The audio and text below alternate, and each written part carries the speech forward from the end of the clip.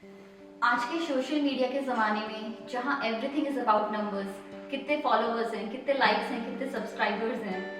ऐसे भी लोग हैं जिनके मिलियंस के ऊपर फॉलोअर्स हैं, पर वो आज भी भीड़ में अपने आप को अकेला महसूस करते हैं। एंग्जाइटी, डिप्रेशन, लोनलीनेस जैसे वर्ड्स बहुत ही कॉमन हो गए हैं। तो चलिए आज जानते हैं इन सब के पीछे का राज, totally unfiltered at Chitra Tripathi.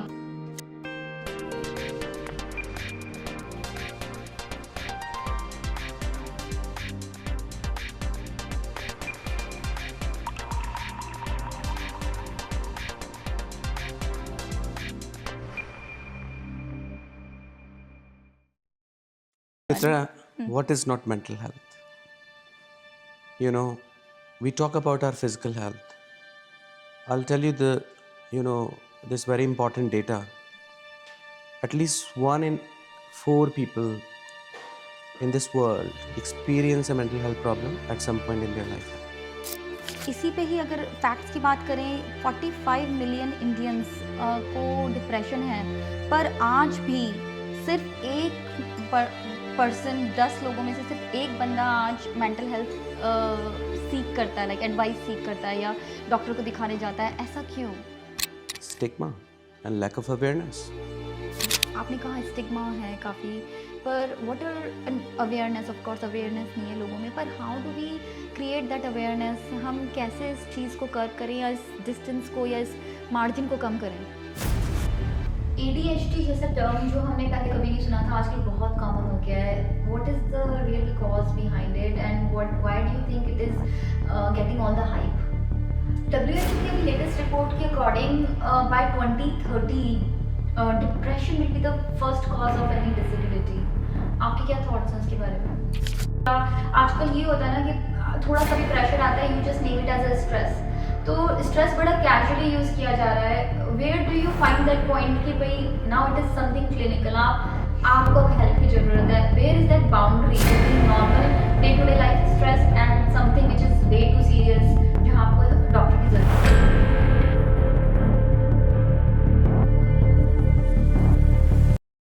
तो चलिए आज जानते हैं मेंटल हेल्थ के बारे में और डीप डाइव करते हैं आज हमारे स्पेशल गेस्ट के साथ, जो कि डॉक्टर नीरज त्रिपाठी हैं, जिन्होंने इंडिया से MBBS करने के बाद UK में आके as a forensic consultant psychiatrist के तौर पे काम कर रहे हैं। और आज उनसे जानते हैं all about mental health. So doctor Tripathi, welcome to the show.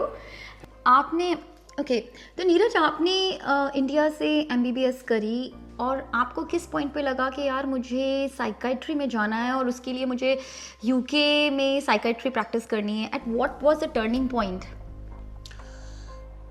काफ़ी अच्छा सवाल है। It's close to my heart as well. काफ़ी मतलब मैंने MBBS करा, उसके बाद आई हैड ऑलरेडी डिसाइडेड कि I will come to the UK. I was getting married and my wife and I we decided कि will move to the UK. और उस टाइम तक मैंने डिसाइड नहीं किया था कि मैं क्या करूँगा. I came with an open mind और मैं यहाँ पर आया तो मैंने काफ़ी सारे मतलब वो थोड़ा सा टफ़ टाइम था. इट वाज जॉब्स के हिसाब से यहाँ पे थोड़ा सा टफ़ सिचुएशन थी. But fortunately I manage to get some attachments in different specialities. मैंने सर्जरी में काम किया, थोड़ा ऑर्थोपेडिक्स में भी अटैचमेंट किया, बट इवेंचुअली मैंने साइकियाट्री में काम किया. And that's where I realise कि यार this is my field, this is where my strength lies. जब भी मैं उन पेशेंट से बात करता था, अपनी उनकी स्टोरी सुनता था और जो पीछे एक दर्द होता था, it was really heart touching. But at the same time जो as a professional, as a doctor, I could do to make difference to their lives, that was absolutely rewarding. तो आपने जैसे इंडिया में MBBS 5 इयर्स की होती है और यहाँ पे जब आप आए, आपने अपनी ट्रेनिंग शुरू करी, तो what's the process and how long is the training period for? I must say UK काफ़ी एडवांस है. I mean, all respect to the psychiatrists in India as well, they are doing absolutely well. But UK में system थोड़ा सा different है. मैं यहाँ पर आया तो यूजुअल जो डॉक्टर्स का एक पाथवे होता है. आप पहले इंग्लिश का एग्ज़ाम पास करते हो, IELTS का जो होता है, फिर उसके बाद एक प्लैब 1, प्लैब 2. आई थिंक अब तो शायद चेंज हो गया है वो, अब तो उसको कुछ और कहते हैं. तो उस टाइम पे प्लैब 1 और प्लैब 2 होता था. और उसके बाद फिर then you get into the psychiatric rotation, तो सारा का सारा वो एनएचएस में होता है, नेशनल हेल्थ सर्विस में। पर ऐसा होता है ना कि आप किसी काम में आप अच्छे होते हो तो अपने आप ही एक्सेल कर जाते हो, and those who are sort of interviewing you और assessing you, they tend to like you.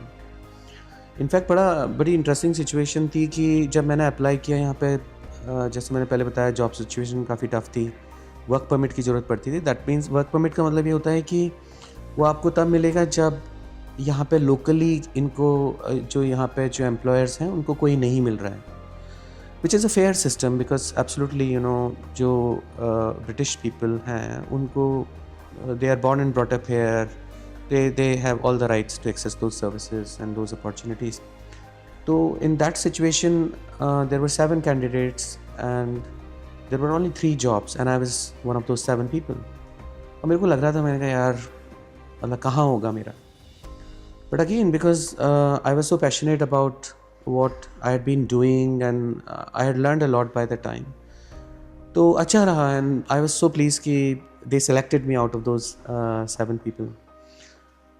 उसके बाद आप अपना ट्रेनिंग करते हो 3 साल का, आपको कुछ एग्ज़ाम्स पास करने पड़ते हैं, MRC Psych 1, MRC Psych 2, and then you move on to become psychiatrist, but you can still not practise as a consultant.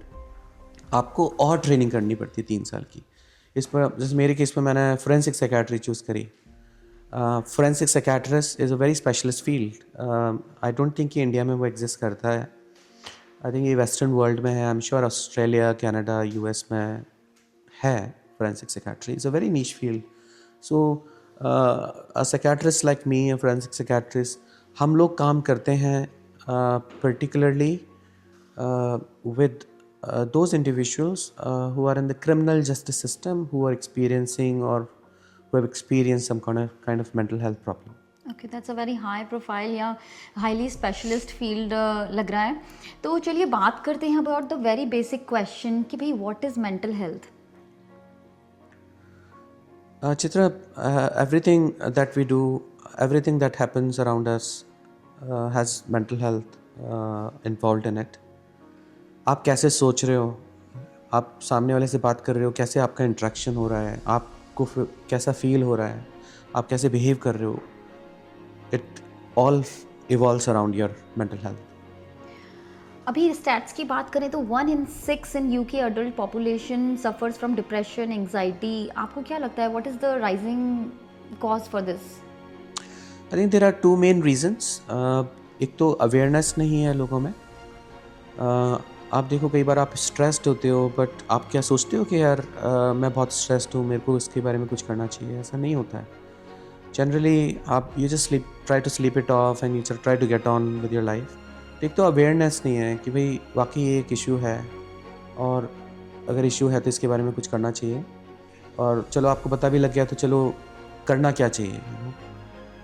और दूसरा एक स्टिग्मा, स्पेशली अपने साउथ ईस्ट में या इंडियन सब कॉन्टिनेंट में स्टिग्मा बहुत ज़्यादा है। लोग इसके बारे में बात करना नहीं चाहते हैं, या आपको पता भी चल गया है तो they do not want to go out and access any help for that.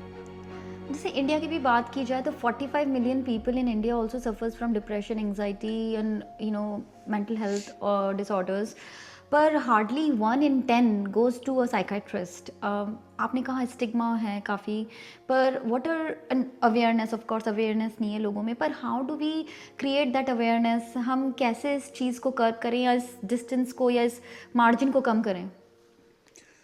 I think ground level से काम करना पड़ेगा। आई मीन जैसे कि यूके में आई नो फॉर श्योर कि मेंटल हेल्थ के बारे में स्कूल टाइम से पढ़ाया जाता है बच्चों को। मेरे 2 बच्चे हैं and they were telling me, they were learning about mindfulness. Sometimes they come home and they say I am stressed and they are very openly talking about it, and it made me feel so proud that yes they are able to identify that emotion, name it and talk about it. तो ground level से काम करना पड़ेगा, school के level पे। फिर then एक culture shift की बड़ी ज़रूरत है फैमिली के लेवल पे, कि अपन ओपनली बात कर सकें। जैसे मैंने अपने बच्चे का एग्जांपल लिया, सिमिलरली जैसे आपको एक और एग्जांपल देता हूँ, कई बार बच्चे स्कूल नहीं जाना चाहते हैं, it could be anxiety, you know, वहाँ पे उनको स्कूल के एनवायरनमेंट में कोई ऐसा कोई ट्रिगर है जो कि एंग्जाइटी कॉज कर रहा है, और हम बोल रहे हैं कि अरे नहीं नहीं भाई जाना पड़ेगा, it's okay, you know, he may not be just finding an excuse, कुछ जेन्युइन चीज़ हो सकती है। तो आप उसको कितना ओपनली उसके बारे में बात कर रहे हो। आपके वर्क लेवल पे, आपके एम्प्लॉयमेंट में आपका जो HR है वो कितना रिसेप्टिव है, आपकी बॉसेस कितना रिसेप्टिव हैं, फिर ओवरऑल जो कंट्री का जो इंफ्रास्ट्रक्चर है, कैसी पॉलिसीज़ बन रही हैं। आई एम सो प्लीज्ड कि इंडिया में काफ़ी अच्छा काम हो रहा है। मेंटल हेल्थ जो एक्ट है उनका, उन्होंने वो रिवाइज़ किया है, गवर्नमेंट ने काफ़ी रूल्स रेगुलेशंस में चेंजेस किए हैं। मेरे एक फ्रेंड हैं जो कि IVF में उनका स्पेशलिज्म है, they were telling me that each and every IVF center, it's mandatory to have a counselor now, which is a really big move because, you know, it's a very sensitive subject. So, and then the increase in resources as well. As far as I know, India में psychiatrist और psychologist का जो number है in comparison to the total population वो काफ़ी कम है. So certainly there is you know, more work that needs to be done about it.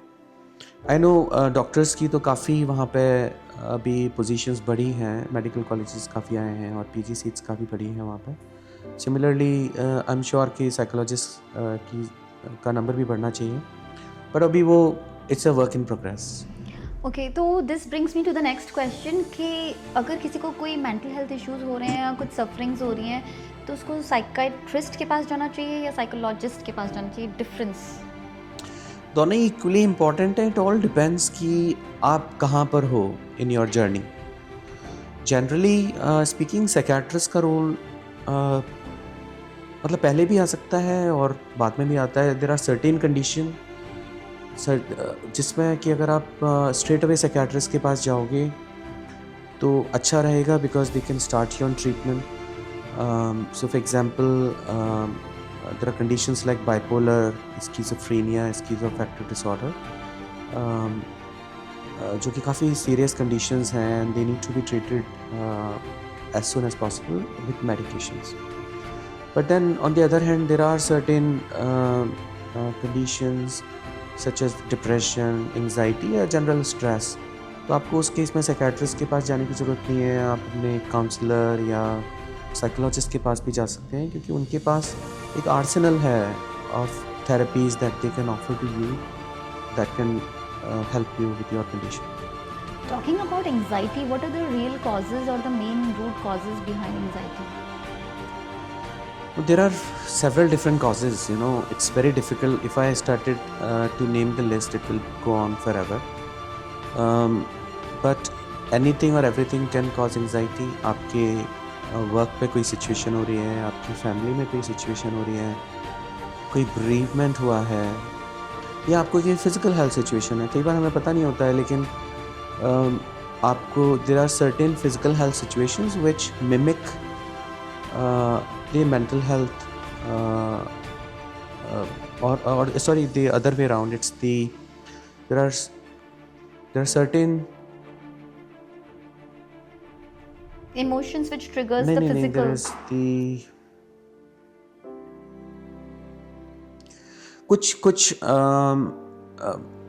Mental health conditions होती हैं, वो आपको लगता है कि मेंटल हेल्थ कंडीशन है, बट वो in fact they are physical health condition. जैसे कि थायरोटॉक्सिकोसिस है, इट्स अ थायराइड कंडीशन, या फिर कोई हार्ट कंडीशन है आपको जिसमें कि आपको पैल्पिटेशन हो रहे हैं। क्योंकि अल्टीमेटली जब एंग्जाइटी आपको होती है तो आपको सोमैटिक सिम्टम्स होते हैं, which means they are physical symptoms.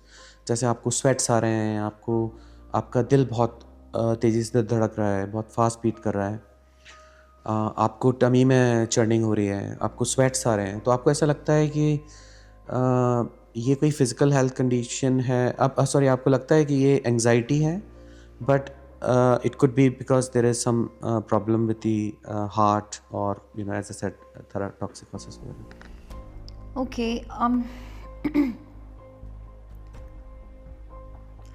आपको क्या लगता है कि sleep deprivation and digital addiction भी कल्प्रिट हैं आज के ज़माने में? Big time. You know, I mean, I wouldn't advise you to do this, if you didn't sleep for 24 or 48 hours, I will not be surprised, to see if you were having hallucinations, if you were having anxiety, and if you were having like a full blown psychotic episode, and that आपको anxiety हो रही है, आपका mood change हो रहा है, तो that is totally possible. And similarly, screen time as well. I was talking to somebody about this earlier. जो लोग स्क्रीन पे बहुत ज़्यादा टाइम करते हैं, उनका एक सर्वे हुआ था. In fact it was about those who spend a lot of time on social media. At least half of them said or they talked about feeling socially isolated.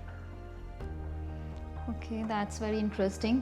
और आजकल काफ़ी ट्रेंड भी है, लोग ना कैजुअली यूज़ कर लेते हैं टर्म साइकोटिक के, यार वो तो साइकोटिक है, पर व्हाट इट रियली मीन्स. मतलब एक तो कैजुअल मीनिंग ही है, जैसे आपने कहा कि this is psychotic, but in medical terms what is साइकोसिस? I mean there is another clinical term to it which is called schizophrenia. And साइकोसिस is एक एरे ऑफ सिम्टम्स होता है, एरे ऑफ एक्सपीरियंसेस होते हैं, जिसमें कि कई लोग हेलुसिनेट करते हैं. हेलुसिनेशन जो है वो अलग अलग तरीके से हो सकता है. कई लोगों को कुछ आवाज़ें सुनाई देती हैं जब सामने कोई नहीं है, कई लोगों को कुछ दिखाई देता है जबकि कोई वहाँ पे कोई है नहीं. स्मेल का सेंसेशन होता है जबकि कुछ ऐसा ऑड वहाँ पर है नहीं. टैक्टाइल होता है जिसमें कि you feel like as if something is crawling on your body और touching you when nothing, no sort of cause is there for that. Disordered thinking होती है, your thoughts are jumbled up, your speech is all rambling. आप के thought process में alteration हो जाता है. आपको लगता है कि आप कि जो thought हैं वो broadcast हो रहे हैं या किसी और के thoughts आपके अंदर broadcast हो रहे हैं. और ओवरऑल एक डिसऑर्डर्ड फंक्शनिंग कि आप जस्ट फंक्शन नहीं कर पा रहे. तो ये तो क्लिनिकल वाला part.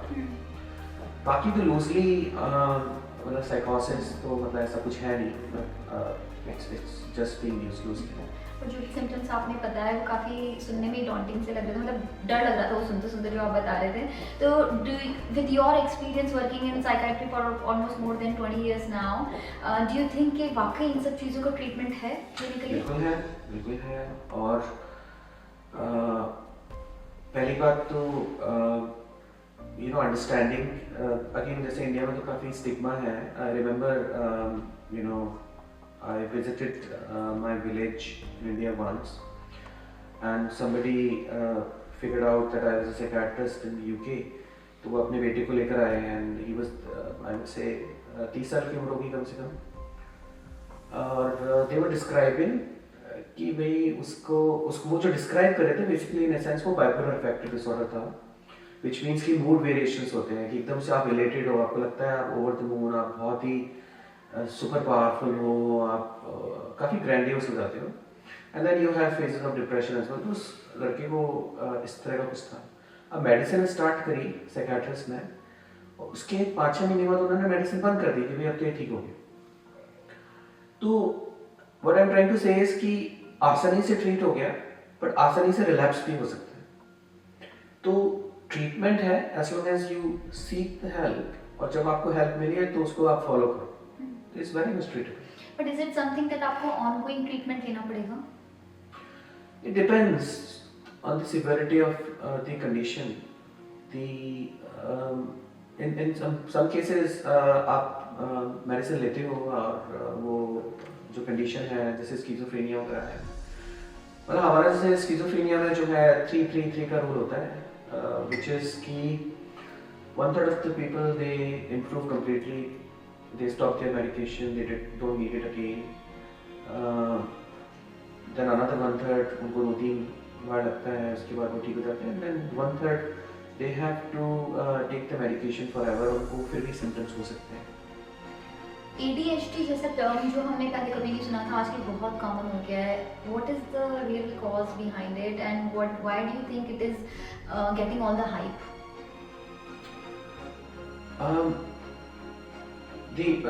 The question about the cause is again बहुत सारे causes हैं. इसका इसका कोई स्ट्रेट फॉरवर्ड आंसर नहीं है. इनफैक्ट कई बार आपको पता नहीं चलता कि कॉज क्या है. जेनेटिक इम्प्लीकेशन काफ़ी बड़ा एक माना गया है कि से it is running in the family. It's likely कि आपको यू नो जो नेक्स्ट जनरेशन है उसके बाद किसी हो सकता है ADHD हो सकता है. और रही हाइप की बात, आई थिंक हाइप तो अच्छी बात है ना, क्योंकि इट्स ऑल अबाउट अवेयरनेस. आपको आप देखोगे if you go back in the history, there are so many conditions जिसके बारे में पता ही नहीं था पहले. पर जैसे जैसे टेक्नोलॉजी एडवांस हुई है, जैसे जैसे अवेयरनेस बढ़ी है, तो अपने आप ही लोगों में एक रहा है कि यार ये क्या रीज़न है. लोगों ने इसको रिसर्च किया गया कि यार ये जो एरिया ऑफ सिम्टम्स हैं ये तो ADHD है. तो जब उनको पता लग रहा है तो they want to talk about it, they want to seek help and you know do something about it. WHO की अभी लेटेस्ट रिपोर्ट के according by 2030 depression will be the first cause of any disability. आपके क्या thoughts हैं इसके बारे में? बिल्कुल सही है.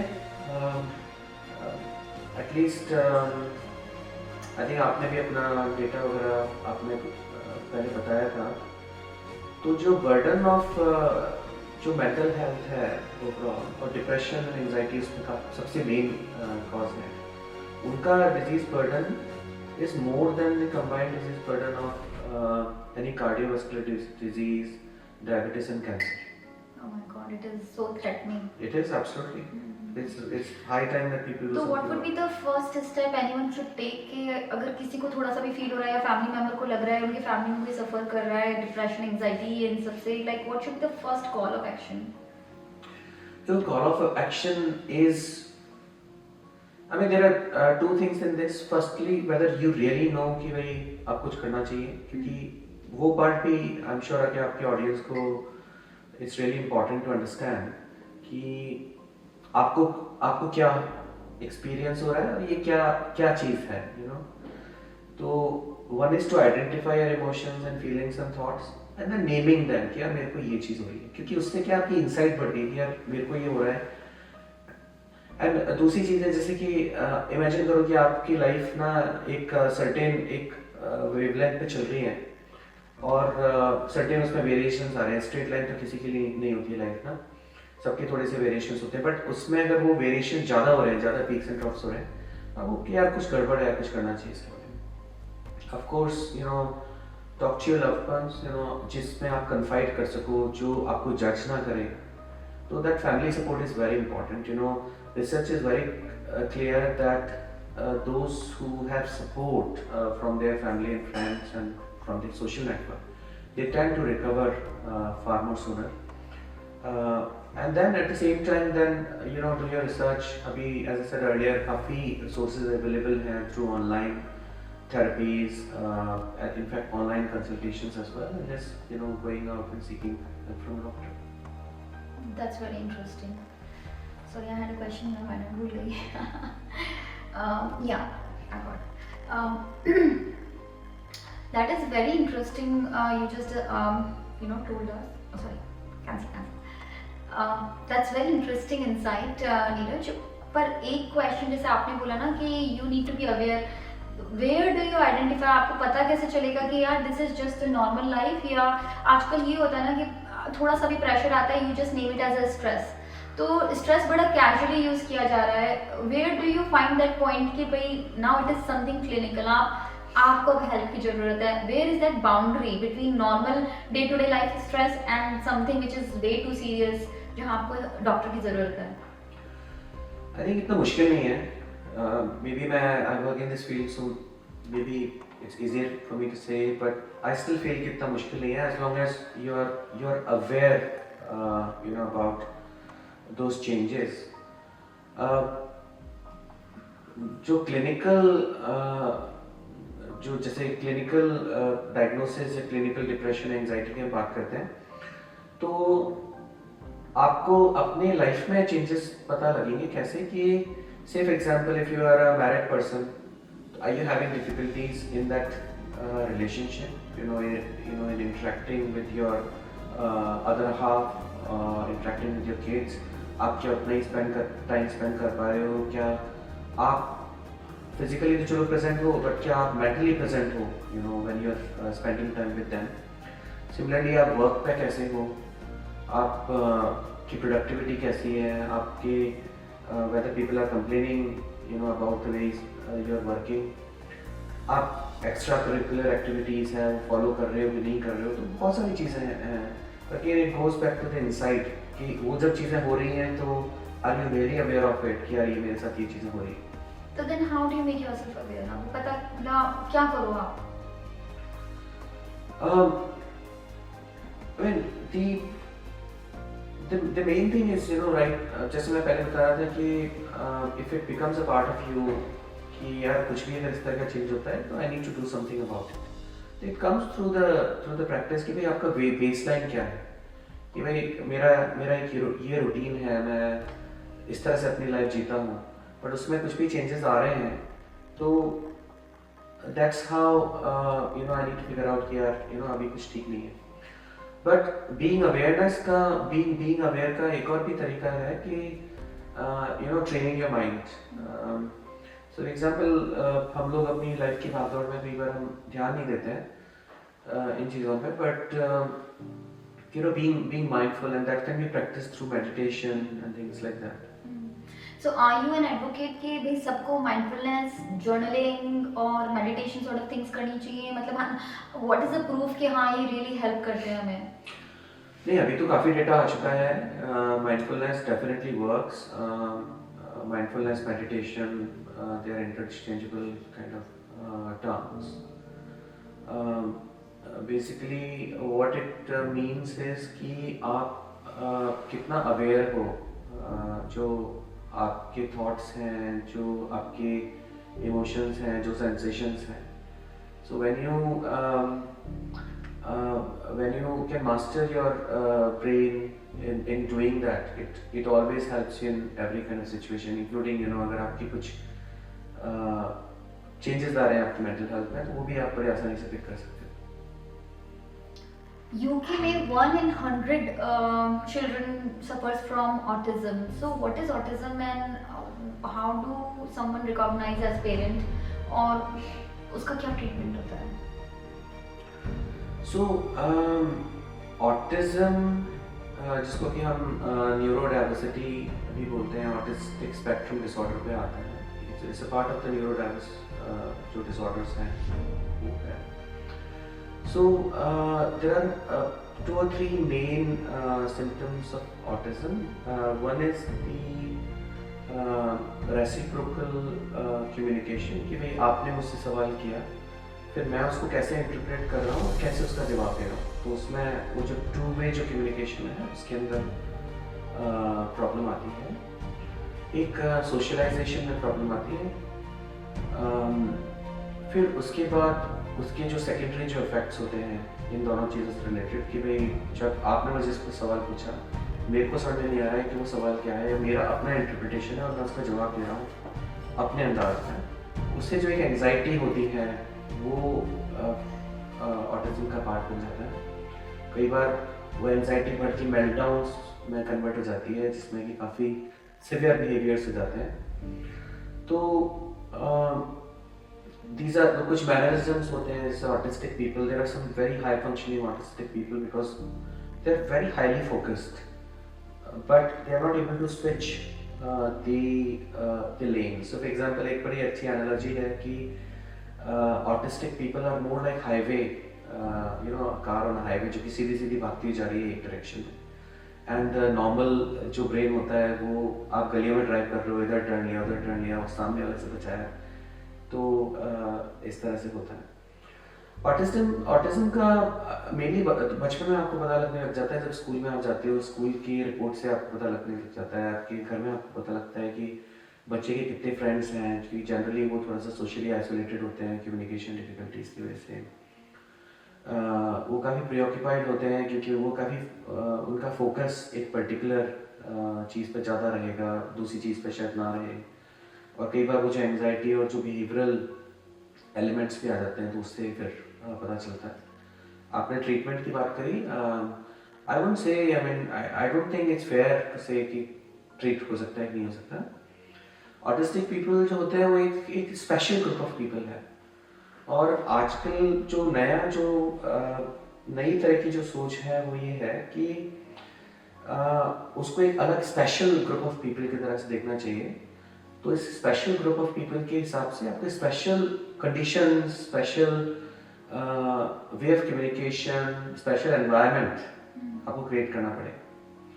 And that is what they need to be able to thrive. There are so many high functioning people, successful people who have autism. तो बेसिकली उनको एक राइट पाथवे या राइट गाइडेंस मिलनी चाहिए इन टर्म्स ऑफ उनके right environment, जो उनकी condition को समझे and then guide them with the correct. हाँ बिल्कुल। तो जहाँ पे हमने बोला कि यार ये ट्रीट हो सकती है या ये, वहाँ पे हम ट्रीट किस चीज़ को करते हैं? हम ट्रीट उस चीज़ को करते हैं कि भाई ये तो कोई इलनेस है। ऑटिज्म इलनेस नहीं है। Autism as I said is a part of you, it's something sort of that requires a special form of environment, special form of approach, and then you can do as well as। तो कोई अगर कह रहा है ना कि भाई autism को ट्रीट कर सकते हैं, तो वो गलत है। Okay, that's a very bold statement. Talking about emotional intelligence, क्या है emotional intelligence और how important it is? तो मैं आपको एग्जांपल से बताता हूँ। आप बाहर निकलते हो, आपकी कार किसी ने ठोक दी। अब आपके पास 2-3 ऑप्शंस हैं। आप कार से निकलते हो, आप सामने वाले पे चिल्लाते हो, मतलब गालियाँ देते हो उसको। और दूसरा ऑप्शन ये है कि आप कार से निकलते हो, आप चेक करते हो कि भैया तुम ठीक हो, क्या हुआ, क्या गड़बड़ हुई।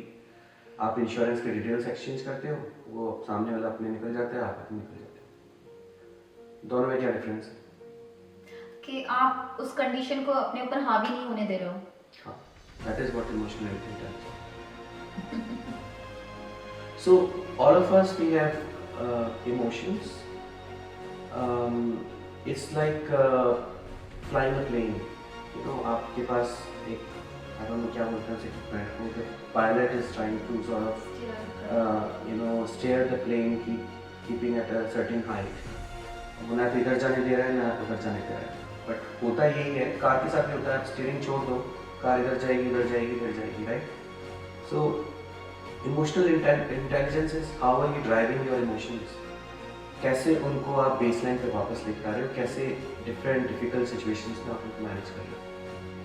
So it's very important for children, I understand, कि अगर उनको बचपन से ही इमोशनल इंटेलिजेंस के बारे में पढ़ाया जाए और उनको सिखाया जाए कि हाउ टू कंट्रोल और manage their emotions. I think this is the most important thing, amongst others. For example, mindfulness is important, but they go hand in hand. अगर आप mindful हो तो हो सकता है कि आप emotionally intelligent हो जाओ। तो definitely it's a skill that should be given right from your childhood. तो ये काफ़ी एक इम्पॉर्टेंट सवाल है और काफ़ी इंटरेस्टिंग जर्नी रही है मेरी। यूके आना कैसे हुआ? It was quite simple. My wife and I we were getting married and we decided will move to the UK.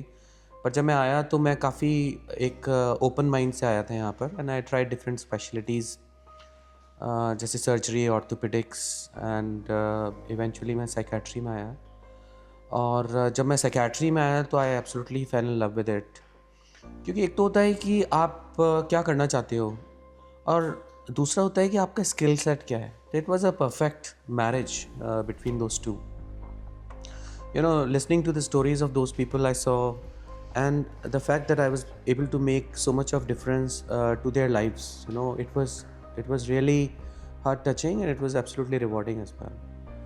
तो एक बार जब लगा कि यार ये तो बस अब यही करना है, तो फिर जर्नी वहाँ से निकल गई।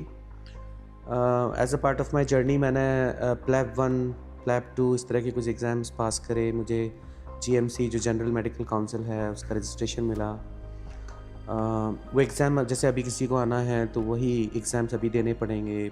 प्लैब देना पड़ेगा और एक मेडिकल लाइसेंसिंग का एक एग्ज़ाम होता है वो देना पड़ेगा before you can get your general medical council का रजिस्ट्रेशन। ओके, तो कोई भी एस्पायरिंग स्टूडेंट है, मेडिकल स्टूडेंट है इंडिया में जिसको यूके आना है, तो those are the two guiding kind of foundation places where they can look for more information. GMC कहाँ आपने? हाँ, GMC की वेबसाइट पे सारी इन्फॉर्मेशन है और आप रॉयल कॉलेज ऑफ साइकियाट्रिस्ट जो है, यहाँ पर जो इंडिया में और यहाँ में जो एक डिफरेंस है, दे पीपल यू नो, जो यहाँ पर जो साइकियाट्रिस्ट हैं या जो बॉडी है, they like to go deeper down in the detail. तो जैसे यहाँ पे मेरे 2 रजिस्ट्रेशंस हैं। यहाँ पे मेरा जनरल मेडिकल काउंसिल का एक रजिस्ट्रेशन है which is more equivalent to the medical council of India, but then I have also affiliation with the royal college of psychiatrist. जो डिग्री मुझे मिली है वो रॉयल कॉलेज ऑफ साइकियाट्रिस्ट से मिली है। तो उसके लिए फिर मेरे को अलग से एग्ज़ाम पास करने पड़े, जो कि इंडिया में नहीं है, वो यहीं पर होते हैं, जिसको कि MRC साइक हम बोलते हैं। Thank you so much, Neeraj, for coming and sharing such valuable insights with us today. Thank you for your time. और आई गेस मेंटल हेल्थ के बारे में हमने बहुत जाना, बहुत सीखा, and I am pretty sure audience ने भी काफ़ी कुछ सीखा होगा नया. So thank you so much. You are very welcome, and I hope the audience, were able to gain something out of this. But of course, they can reach out to you for more help. No, they should not.